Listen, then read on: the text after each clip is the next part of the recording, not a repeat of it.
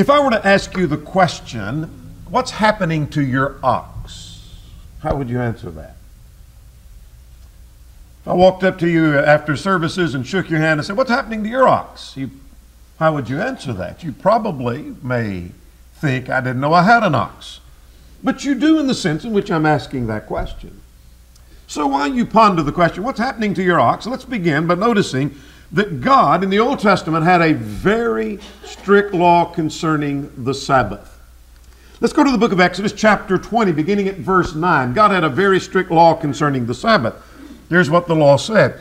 6 days you shall labor and do all your work, but the seventh day is the Sabbath of the Lord your God. In it you shall do no work, you nor your son, nor your daughter, nor your male servant, nor your female servant, nor your cattle, nor your stranger who is within your gates. For in 6 days the Lord made the heavens and the earth, the sea and all that is in them, and rested on the seventh day. Therefore the Lord blessed the Sabbath day and hallowed it. Very strict law concerning the Sabbath. Nobody can do any work on the Sabbath. In fact, not only can you not work, but you can't work your cattle, nor can your stranger, nor your servant work on the Sabbath day. Let's go again a little bit later in the same book, chapter 23. Here's God's law concerning the Sabbath. It's very strict. 6 days you shall do your work, and on the seventh day you shall rest, that your ox and your donkey may rest, and the son of your female servant, and the stranger may be refreshed. And all that I've said to you, be circumspect, and make no mention of the name of other gods, or let it be heard from your mouth. God had a very strict law. Again, so strict that you couldn't work your ox or your donkey on the Sabbath day, could you?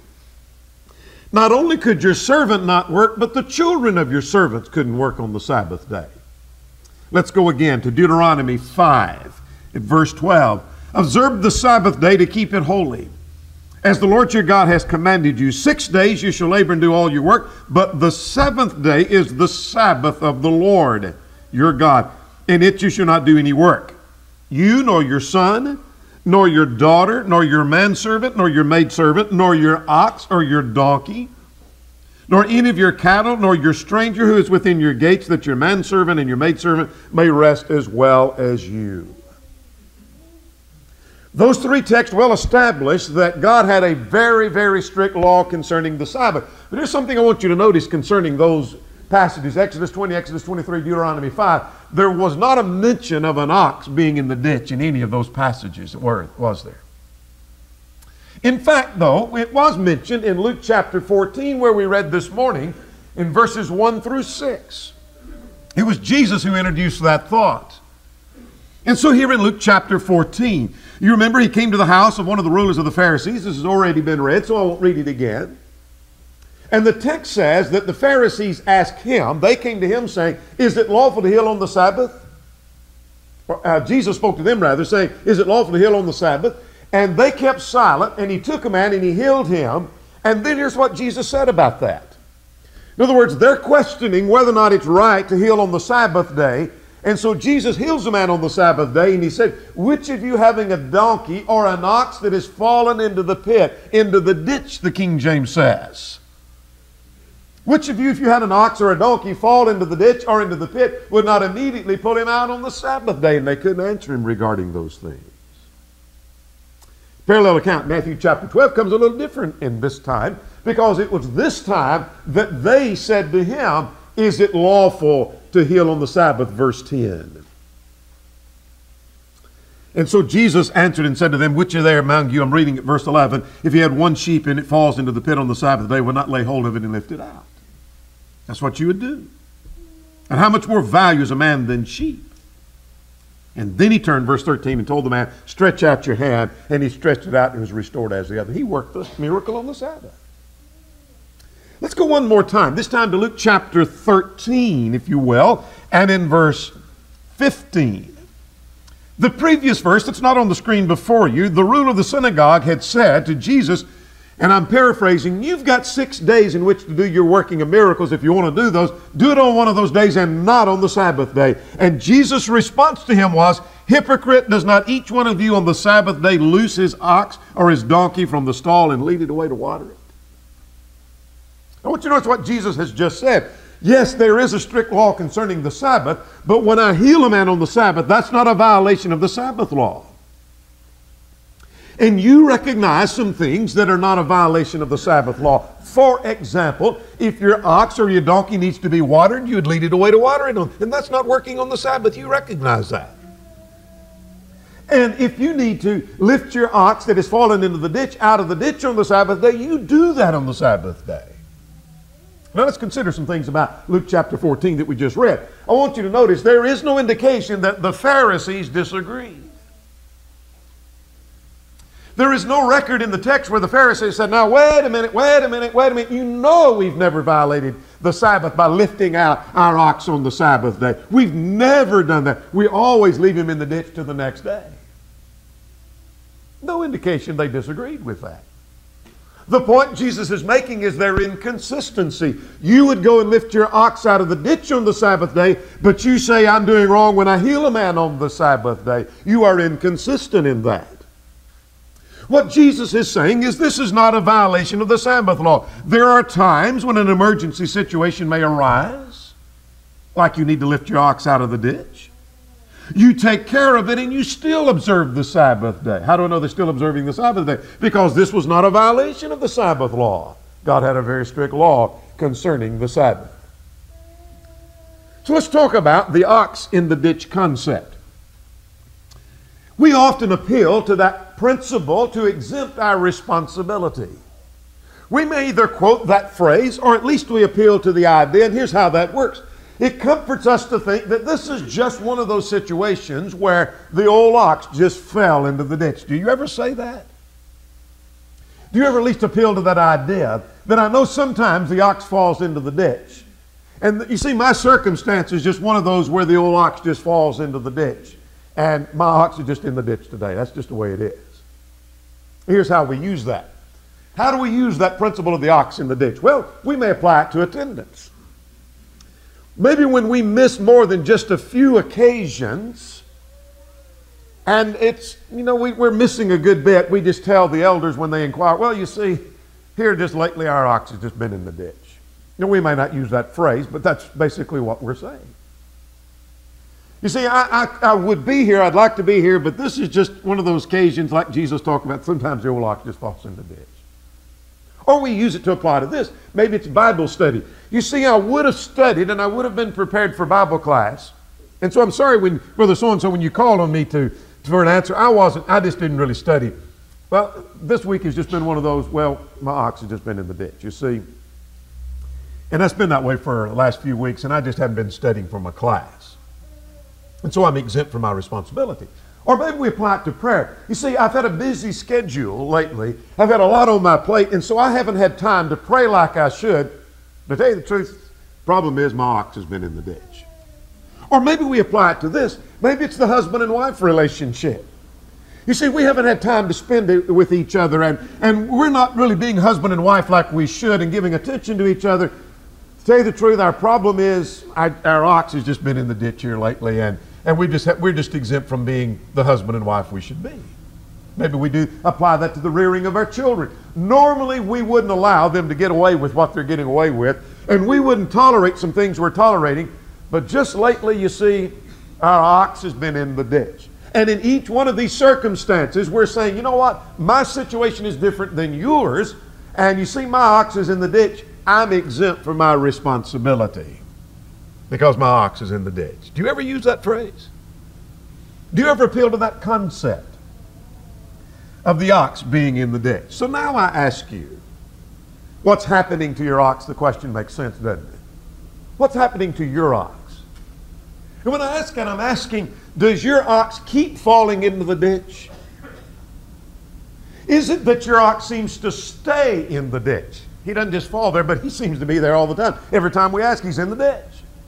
He's always in the ditch. And furthermore, what have you done to keep your ox out of the ditch? Are you taking any measures to prevent him from getting in the ditch? Have you filled the ditch? Have you put a fence around the ditch? What are you doing to keep your ox out of the ditch so you don't have this circumstance occur again and again and again? So let's talk about what's happening to your ox. Let's talk about three things. Number one, I want to talk about the ox falling into the ditch with an emphasis on falling. You see, when we talk about the ox falling into the ditch, Jesus established in Luke chapter 14 there is a legitimate time when the ox falls into the ditch. Now let's go back and review what we've just learned. Jesus acknowledges God had a very strict law concerning the Sabbath. We saw that Exodus 20, Exodus 23, Deuteronomy 5. And in spite of that, there are circumstances where legitimately an ox would fall into the ditch or a sheep would fall into the pit. And you go and you lift him out. So let's acknowledge sometimes the ox does fall into the ditch. But I want you to go back to Luke chapter 14, at least in principle, if you don't have your Bible open there, and let's talk about some things in Luke chapter 14. In the circumstance in Luke chapter 14, that didn't seem to be a thing that was planned, did it? Can you imagine a Jew on the sixth day of the week saying, you know what? Look here, this is the sixth day of the week. Tomorrow is the Sabbath. And that old ox is out there on the back 40. And if we're ever going to get him up here in the ditch, we've got to work hard to get him up here because he needs to be in that ditch on the Sabbath day. Didn't seem to be a thing that was planned, was it? That he wants him in the ditch. It seems to be a thing that he would want to avoid. Here's something else in Luke chapter 14. It doesn't seem to be a regular thing, does it? Implied in the text. That the ox is always in the ditch and it's always on the Sabbath day. Sometimes he falls into the ditch, if he just so happened to fall in the ditch on the Sabbath day. Nor did it seem to be something that was permanent and ongoing. Again, that he's always in the ditch. Seems like every Sabbath. Every time the Sabbath comes around, he's always in the ditch. It would not seem to be a common thing, but a rare thing. Now let's just do a reasoning. Let's just assume that your ox falls in the ditch once on the average of once a week. Wouldn't you think that every once in a while it would not be on the Sabbath, that it would happen on the second day of the week, the first day of the week, the third or fourth, or maybe on Friday, on the sixth day? What are the chances? It always happens to be on the Sabbath day he fell into the ditch. It would seem to be a rare thing.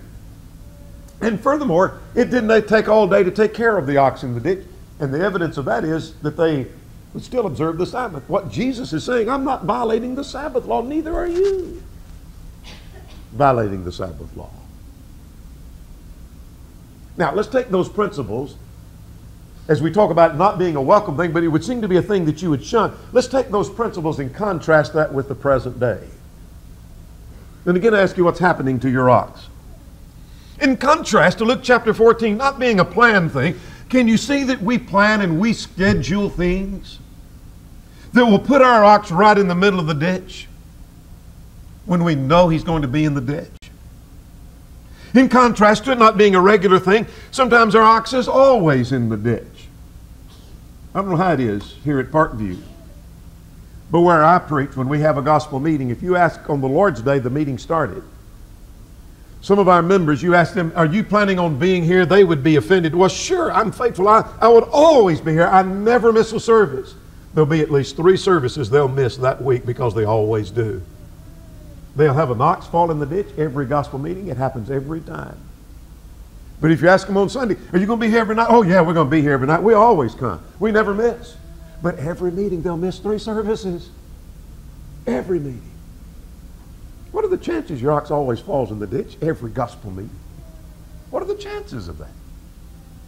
In contrast to it being not a permanent thing, it seems to go on for years. It happens all the time and even hinders our worship. And we're not bothered by all of that. And so we begin by noticing the ox sometimes falls into the ditch. But secondly, I want to observe with you the ox being helped into the ditch. Now when I say the ox is helped into the ox is in the ditch, we all acknowledge, but the question is, how did he get there? Whose footprints are by the roadside? Is that yours? Did you help him into the ditch just a little bit? Well, there's 2 ways in which that can happen. Here's the first. Quite often we create a circumstance and a situation where he's likely to fall into the ditch. Can you imagine a Jew doing this? Digging a ditch on Friday, leaving it open for the Sabbath, carelessly leaving the gate unlocked, maybe even leading the ox out to the roadside and leaving him standing by the ditch, and then on the Sabbath day waking up the next morning scratching his head. I don't understand how he got in that ditch. I know we dug a hole Friday, and I know we left it open, and I know we left the gate unlocked. In fact, we laid him out there and stood him right beside the pit and he fell in it. I don't understand it. Do you see the Jew created a circumstance where he was likely to fall into the ditch if that were the case? I want to suggest to you that we quite often, we create circumstances, we create conflicts by our carelessness. Or maybe we didn't push him into the ditch, but we created a circumstance where our ox fell into the ditch. We make choices with reference to school. We make choices with reference to sports, with reference to our jobs and with reference to our hobbies. And then we stand back and scratch our head and say, I don't understand the conflict now because I don't see how this happened. I was in a gospel meeting several years ago and announced my topics for the week, just as I did a moment ago. And on Monday or Tuesday, I had supper with a family, and they had some teenage kids, and they said, oh, Brother Rader, we would love to hear that lesson on Thursday night. And we wished our kids could hear that lesson on Thursday night, but we're not going to be able to make that. And I thought, well, why not? So I asked, well, why can't you be there Thursday night? Well, you see, we bought tickets to the basketball tournament, and we got $50 tied up in those tickets, and we'll lose our money if we don't go. And so we're going to be at the basketball tournament, and we didn't know about the meeting being a conflict at all until we'd already bought the tickets. So you see, we won't be there Thursday night. Their ox was in the ditch. They helped him in the ditch. How'd they help him? They created a conflict by their carelessly planning and buying tickets they shouldn't have been buying. Has that ever happened to you? What's happening to your ox? Is he in the ditch? How'd he get there? Did you help him? You said, no, I didn't push him. I didn't ask you if you pushed him, but I asked you, did you create a circumstance? Did you leave him standing by the road and left that ditch open? And you ran off and left him, and you wonder how he got there. Does that happen? But let's go a step further. And I'm more interested in this. Quite often, we push the ox in the ditch. We take this principle and we recognize, Jesus talked about sometimes the ox falls in the ditch, and that exempts your responsibility, I guess. And so since that's the case, I see the ox standing, I believe I'll just push him in. And we push him. How so? We deliberately make decisions where we could have done better. We may schedule ourselves to work where we didn't even try to get off. I admire those Christians who, when they take a job, they'll say, you know what, I'm not going to work on Sunday. I'll work early, I'll work late, I'll swap schedules. I'll do whatever it takes, but I'm going to be in the worship of the Lord. I admire those Christians who do that. But there are those who schedule to work when they don't even try to get off. They make plans they know will keep them from worship. They know they're making choices that put their ox into the ditch. Now let me draw a distinction here. I well understand there are circumstances where one is working and it's not acceptable at all, and there may be exceptions to that. Let me illustrate that with a doctor. I've known of doctors who had to work on Sunday, and by that they had to go do an emergency surgery, leave service and perform an emergency surgery to save someone's life. They have to go deliver a baby where a woman's in trouble, and they've got to go and be there themselves, and they have to go do that. I understand that. But can you see a difference in that ox falling into the ditch there and this doctor setting up office hours? Or he schedules to do things on Sunday that he didn't have to do? My daughter-in-law's a nurse for the OR, and she has a doctor that sometime he used to schedule deliberately on Sunday because he didn't go to church and it was a good day for him to do surgery. He deliberately schedules that. Can you see a difference in the ox falling in the ditch and he pushed him over here? Let me illustrate the point I'm making with some members where I preach. How the ox is being pushed in the ditch. We had a man a number of years ago worked at one of the plants there in town.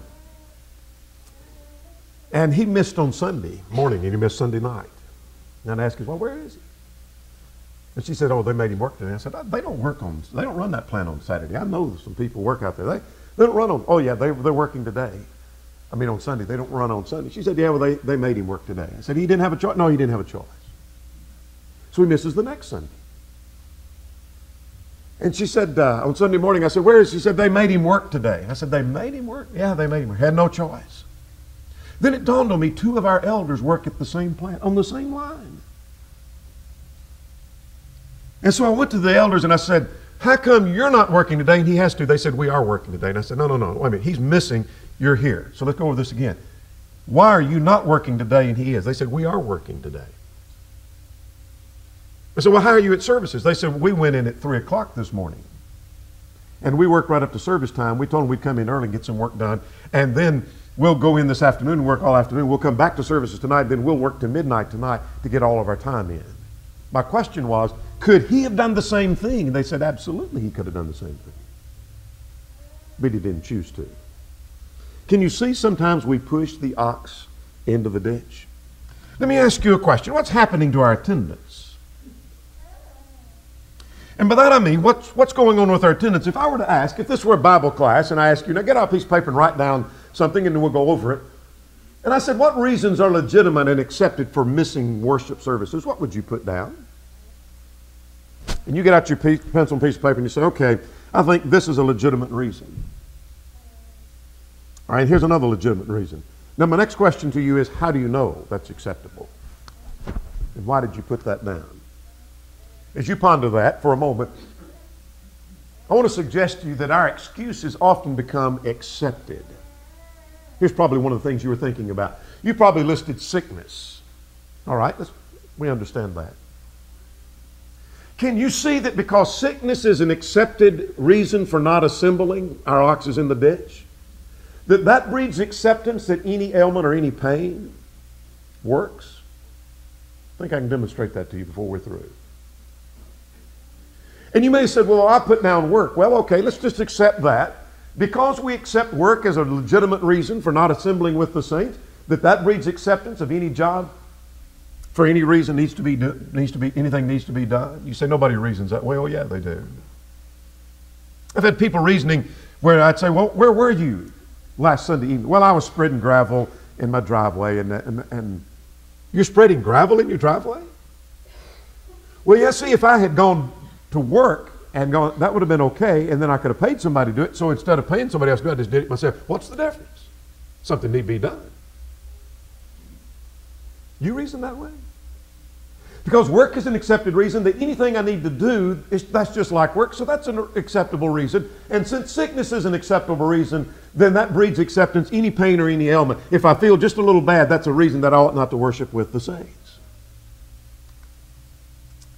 I want to suggest to you our announcements may send the wrong signal. I'm not being critical of these announcements I'm about to mention because I make them myself, but here's the kind of announcements we make. We say, you know what, Sister so-and-so is sick tonight and not able to be with us. And Brother so-and-so is working, and that explains his absence tonight. I make those announcements myself. And you go and you inquire with the family, oh, what's wrong with Sister so-and-so? She got the flu? She got the stomach? What's going on? Oh, she's just a little tired tonight, the family says. She's just a little tired. And when we find out about that, we just sent the wrong signal.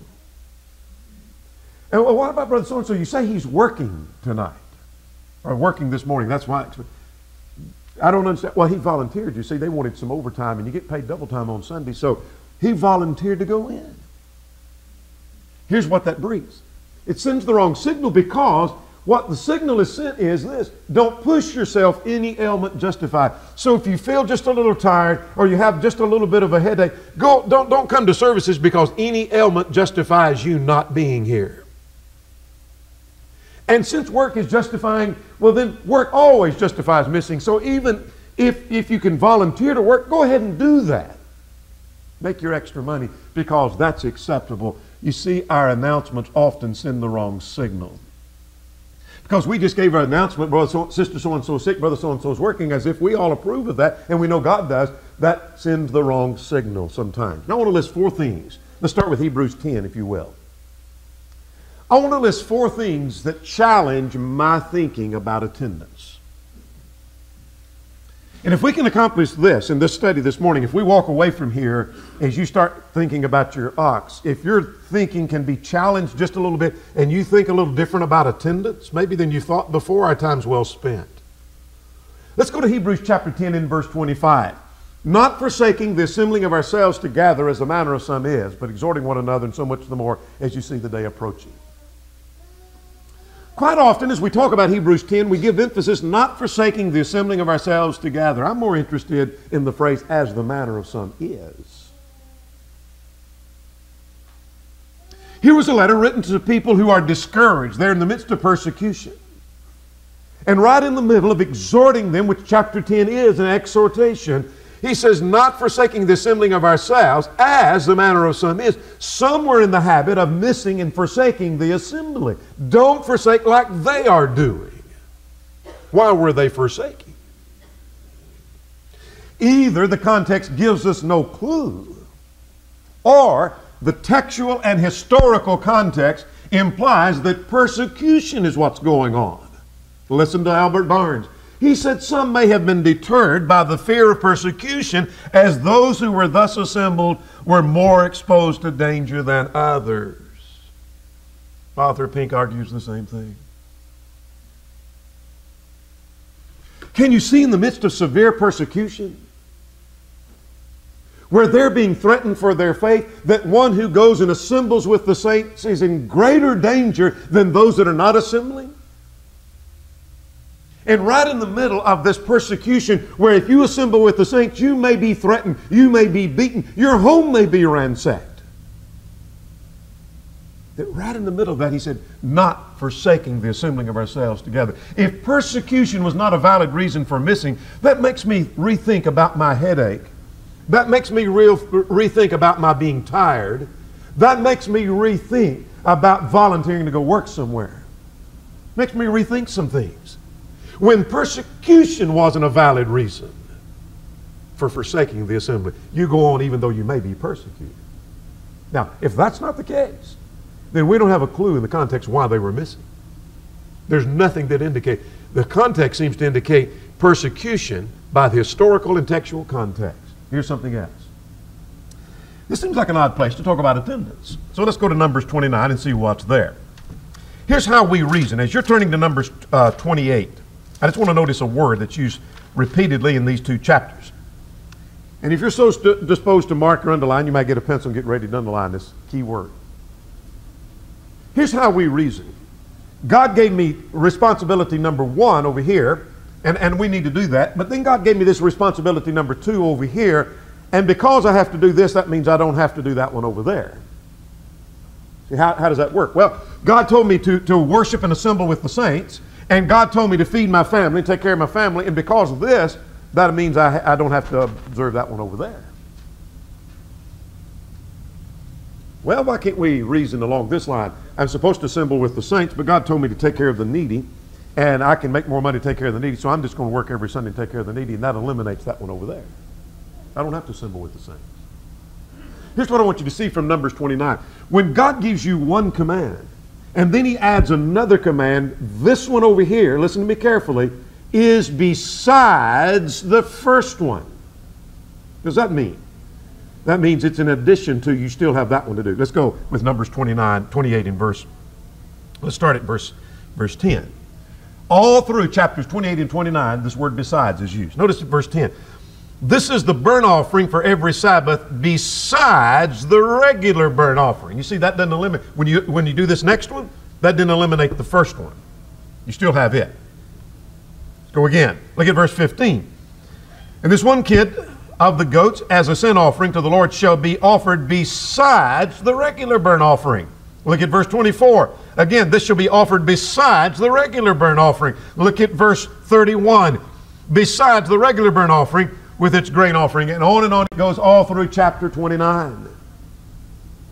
What I'm learning from Numbers 28 and 29, one responsibility does not eliminate another one because of the besides concept. So yes, you have this responsibility to take care of your family. You have the responsibility to feed those who are in need, but that's besides the responsibility to worship and serve and faithfully attend. Here's a third thing. I said therefore. Here's something that challenges my thinking. I want to tell you a true story about some archery champs. You may know these folks. I don't know them by name. I know of them. We're going back to the 80s. There was a man who was he was the men's national archery champion. His wife was the women's national archery champion. Anyone who knew them knew they had a shot at the gold medal if they were to try out for the Olympics. So they signed up to go try out for the Olympics. And wouldn't you know it, the tryouts were on a Wednesday night. They're going to have to miss Bible study. What would you have done? Well, you could reason that, well, this will lead to endorsements. If they get a gold medal, they could get endorsements, which is money and some jobs. And so this is like a job interview. And this is, after all, Wednesday night. It's not Sunday. So I think I'd go. I'm not even going to argue with you whether they should or shouldn't. That's not my interest here.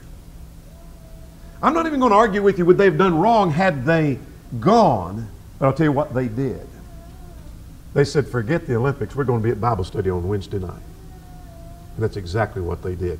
And I'll tell you what that does. That challenges my thinking. Here's somebody who says, we're willing to forget the gold medal. We're willing to forget the Olympics because we want to be in Bible study on Wednesday night. We're not going to forsake that. And you can say, well, they didn't have to do that. That's not my point. My point is that challenges my thinking, and it ought to challenge yours. Let me tell you another story that challenges my thinking. Several years ago, back in the late 90s, I was in northern Alabama for a meeting. And one morning, several men got together for breakfast, and I happened to sit by an older man who, from my conversation, it was evident that he had not been a Christian for many years. He obeyed the gospel later in life. So that made me curious, and I asked him, how did you get to know the gospel? And he said, well, it's an interesting story. He said, when I was a non-Christian, I had a job. One of the jobs I had was we loaded railroad cars for this company. He said, we never worked on Sunday, but our job was loading railroad cars and had a number of men working for me and under me. And he said, we had a big shipment going out, and it looked like we needed to load them up on Sunday. So he said, I called all my men together one Saturday and said that we've got to load these cars on Sunday. Everybody's working Sunday, no exceptions. If you don't show up tomorrow you'll be fired. And he said, I dismissed my men. And he said, I had one man come around to me and say, well, go ahead and fire me today instead of waiting until tomorrow because I won't be here tomorrow. And he said, I had to know what's so important in your life that you're going to give up your job and willing to be fired over. And he said, because I'm going to be at church. And he said, I had to know about a religion that was that important. So I started asking him, and he started telling me, and he taught me the gospel. And he looked at me and he said, I'm a Christian today because he refused to work for me on Sunday. Would you have converted your boss? Would you have converted your boss? You see, if he'd have worked for him that day, this man probably wouldn't be a Christian. But he said, because he refused to work for me, he taught me the gospel. And he said, I'm a Christian now because he refused to work for me. I want to tell you, that challenges my thinking about attendance. That challenges my thinking. Now let's talk about our third and final point. Sometimes the ox does fall into the ditch. That does happen. We recognize that. Sometimes we help the ox in the ditch. We create a circumstance where he's likely to fall, or sometimes we just push him. Let's spend the rest of our time talking about the ox being kept out of the ditch.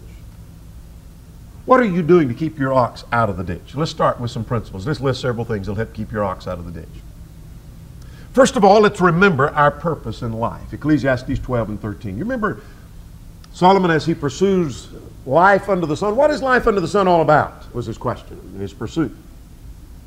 And as he pursues that, pursues after wisdom, pursues after wealth, found out all was vanity of vanities, all is vanity. He finally comes to the conclusion of the matter, let us fear God and keep his commandments, for this is the whole duty of man. Life is all about serving God, fearing God, and keeping his commandments. When I understand what my purpose in life is, my purpose in life is not to get an education, that's important. My purpose in life is not to be healthy, that's important. My purpose in life is not to make a living, that's important. My purpose in life is to serve God. And are my decisions being made in harmony with my purpose in life? That'll keep my ox out of the ditch. Let's turn to Luke chapter 9. Let's get our priorities straight. Our biggest problem with keeping our ox out of the ditch has to do with our priorities. You remember the couple? We spent $50 on these ball tickets. When you look at the worship of the Lord and you look at $50, $50 is nothing. Get your priorities straight. Get your priorities straight. Look at Luke chapter 9. Beginning at verse 57, it happened as they journeyed on the road that someone said, Lord, I will follow you wherever you go. Kind of an impulsive reaction. And Jesus responds by saying, that's going to require a lot of you. He said, foxes have holes and birds of the air have nests, but the Son of Man has nowhere to lay his head. And another said, follow me. But he said, Lord, let me first go bury my father. Now, that one's always intrigued me. Let me first go bury my father. Is his father living and let me go serve my father, and then when he's dead and gone, then I'll come and follow you? Or is his father dead, and then let me go bury my father, and then when I get that taken care of, I'll come and follow you? Whatever way it was. Jesus didn't think much of it, because notice what he said, let the dead bury the dead, but you go and preach the kingdom of God. Get your priorities straight. And to another, he also said, Lord, I will follow you, but first let me go bid them farewell at my father's house. Kind of a wavering spirit.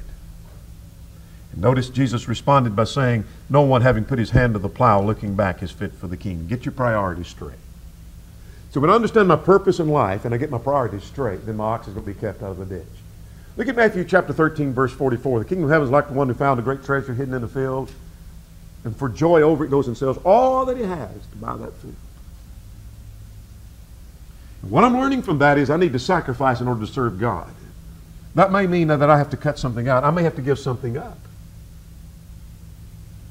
I may have to say no to something I'd like to say yes to because I'm trying to make a sacrifice because of the value of the kingdom. It's worth selling everything I have to buy that field because of the value of what I'm gaining. And then furthermore, seek wisdom to foresee conflicts ahead of time. The proverb writer said in 22:3 that a prudent man foresees evil and hides himself. What does that mean? A wise man looks down the track and looks down the road a little bit, and he sees, if I go that direction, it's going to be trouble, and so he backs away from that. And he looks down this road, you know, if I go that road, that leads to trouble too. I think I better go down this road. This is the better road. And so before I buy tickets to that concert, before I commit to that job, before I make this decision I'm going to do something, I might look and see, is that going to put me in conflict with the service of the Lord? Before I make that decision, before I make that commitment, before I spend that money. And that will go a long way in keeping that ox out of the ditch. And then finally, may I suggest you consider the consequences if you don't keep him out.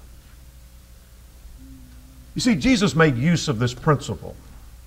In Luke 14, Jesus said that sometimes the old ox does fall into the ditch. We abuse that principle in our application, and our children will become loose as a result. How's that work? Well, sometimes the old ox does fall into the ditch. We abuse it because because that's a legitimate principle, we either push or help the ox into the ditch. Mark it down. Your children are going to go further. They'll have more oxen, and they're going to allow far more hindrances than you. If you're one of those, your ox is always in the ditch and you keep giving excuses for why you're not doing the service of the Lord, mark it down. Your children are paying attention, and they're going to have more oxen than you ever had. And they're going to have bigger ditches than you've ever seen. And they're going to have more hindrances than you can imagine. And you're going to scratch your head and wonder what happened to my kids? Why are they not interested in the Lord? Think of the consequences. If your ox is always in the ditch, it's time to do something. You either need to shoot the ox or you need to fill the ditch. Something needs to be done.